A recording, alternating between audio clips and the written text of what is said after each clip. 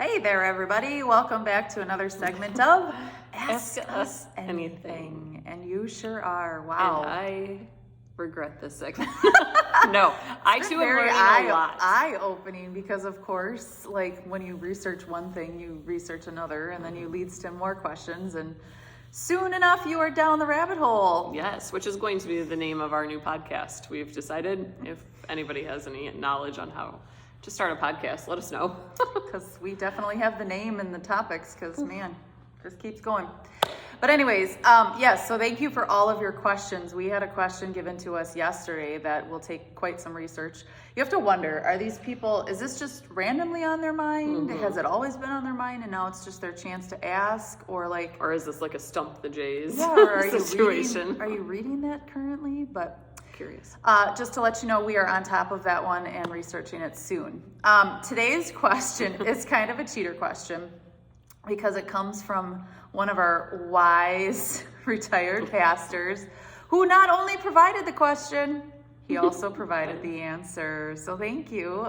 We'll let you guys guess who you think it might be. But yes, today's question and answer is basically us researching it a little bit more in depth, but then also just giving the information to you. So today's question, Jamie, is from one of our favorite old retired pastors. Again, you can guess which one. Mm-hmm. If God's people were supposed to eat plants and not meat, okay, why is Abel, as in Cain and Abel, raising flocks? Number one answer, sacrifice, right? So unfortunately, Cain and Abel did not know life as it was, just as it is. So Adam and Eve were the only two people on earth to know a perfect life. After they sinned, we see that sacrifice became part of the everyday life. The first sacrifice being... the first sacrifice we kind of find in Genesis 3, verse 21, where it says, "The Lord God made garments of skin for Adam and his wife and clothed them." So when Adam and Eve ate of the tree and their eyes were opened and they realized they were naked, they first put together leaves, garments of leaves. And so God here provided something more substantial for them that would better protect them. But this was kind of the start of blood needed to be shed to save the people. Yep. So we don't have it in writing per se, but we are under the assumption that God had instructed them that this is how things needed to be now until obviously the sacrifice of Christ, the perfect lamb. So we see that, yes, Abel is raising flocks because he needed to give a sacrifice. Blood needed to be shed in order for forgiveness. But also, Cain would have potentially used some of these animals then also for their livelihood. So this would have helped provide them with clothing, help provide them with things like leather for their shoes and other things that needed to protect them, because now it's no longer a perfect world. We know that thorns are a part of the world, and weeds and thistles, and so there would have been measures needed to be taken to protect their bodies from a sinful world. But to continue down the rabbit hole with us, hang on, because we have a part 2. So yes, up until this point, people didn't eat meat. Right.